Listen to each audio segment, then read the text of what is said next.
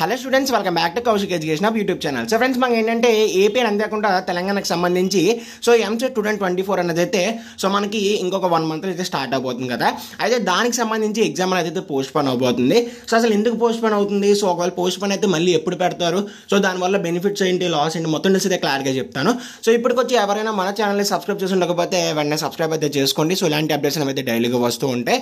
So ఖచ్చితంగా like అయితే చేయండి. ఒక 200 లైక్స్ అయితే టార్గెట్ ఇస్తున్నాను. ఇంకా టాపిక్లో వచ్చేస్తే సో అసలు ఫస్ట్ ఆఫ్ ఆల్ ఏంటంటే ఎంసెట్కి సంబంధించి సో ఏపీ అని అందరికీ తెలంగాణకు సంబంధించి ఎంసెట్ రిజిస్ట్రేషన్ అయితే సో ఫ్యూ డేస్ బ్యాక్ అయితే సో 2 స్టేట్స్లోని ఒకేసారి స్టార్ట్ అయిందనమాట. అయితే మనకి సో ఇప్పుడు వచ్చేసి ఏంటంటే ఎంసెట్కి సంబంధించి ఎగ్జామ్ అనేది అయితే సో మేలో అయితే కండక్ట్ చేయాలనుకున్నారు.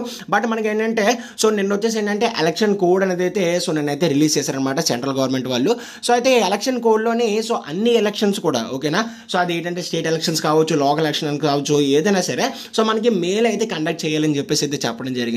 సో దానివల్ల ఏంటంటే సో మనకి మేలో పెట్టాల్సిన ఎంసెట్ ఎగ్జామ్ అనేది అయితే సో కొద్దిగా పోస్ట్ పోన్ అయ్యే ఛాన్స్ అయితే ఉందన్నమాట. సో అయితే ఏపీలో ఏంటంటే ఆల్రెడీ డేట్ అయితే ఇచ్చేసారు. సో మే 13 నుంచి 19 మధ్యలో అయితే సో ఈ ఎంసెట్కి సంబంధించి ఎగ్జామ్ అనేది కండక్ట్ చేస్తామని చెప్పేసి.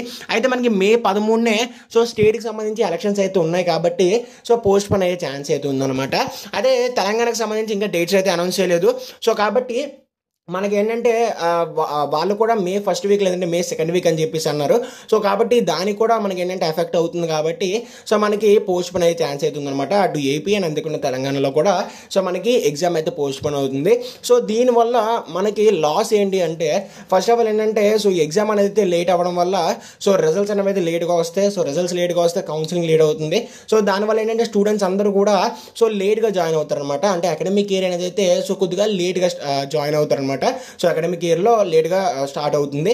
సో లాస్ట్ ఇయర్ కూడా ఈ విధంగానే జరిగింది. సో అప్పుడు ఎలక్షన్స్ అని కాదు, బట్ మనకి ఏంటంటే సో టైం అనేది ఎక్కువ పెట్టేసింది అనమాట.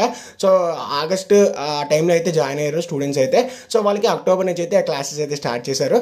సో కాబట్టి అది సో మనకి మెయిన్ లాస్ వచ్చేసి ఏంటంటే అకాడమిక్ ఇయర్ అనేది అయితే లేట్గా స్టార్ట్ అవుతుంది. అండ్ నెక్స్ట్ బెనిఫిట్స్ ఏంటి అంటే so first of all students ఎవరైతే ఇప్పటికొచ్చి ప్రిపరేషన్ స్టార్ట్ చేయలేదో సో వాళ్ళైతే స్టార్ట్ చేసుకోవచ్చు. అయితే మీకు ఒక ఐడియా లేకపోతే సో అసలు ఎలా స్టార్ట్ చేయాలి ఏంటి అని ఐడియా లేకపోతే సో కింద నేను మనబడికి సంబంధించి ఒక లింక్ అయితే ఇచ్చాను. సో వాళ్ళ లింక్లో ఏంటంటే మీకు ఎంసెట్కి సంబంధించి ప్రీవియస్ అన్ని పేపర్స్ కూడా ఉంటాయి. సో వెళ్ళి చెక్ చేసుకోండి. ఇది ప్రమోషన్ అయితే కాదు. సో జస్ట్ ఏంటంటే మీకు ఒక ఇన్ఫర్మేషన్ ఇవ్వడానికి అయితే చేస్తున్నా. సో కింద మనబడి వాళ్ళ లింక్ ఉంటుంది. సో అందులో వెళ్ళి ఒకసారి పేపర్స్ అన్నీ కూడా ప్రిపేర్ అవ్వండి. సో మనబడి అనే కాదు, సో చాలా అయితే ఉంటాయి. సో అవి తీసుకొని మీరు ఏంటంటే 1 or 2 monthsలో ఏంటంటే సో సింపుల్గా మీరు ఏంటంటే నాలెడ్జ్ అయితే గెయిన్ చేసి ఎగ్జామ్ అయితే రాయొచ్చు. సో కాబట్టి అది బెనిఫిట్ అయితే అది, లాస్ అయితే అది. సో కాబట్టి మనకి ఏంటంటే మే 13 నుంచి లేదంటే మే 1st వీక్లో జరగాల్సిన ఎంసెట్ ఎగ్జామ్ అయితే పోస్ట్ పోన్ అవబోతుంది. సో కాబట్టి ఇది ఫ్రెండ్స్ వాళ్ళ వీడియో. నెక్స్ట్ ఖచ్చితంగా లైక్ అయితే చేయండి, తప్పకుండా సబ్స్క్రైబ్ చేసుకోండి. See next. Thanks for watching and Jai Hind.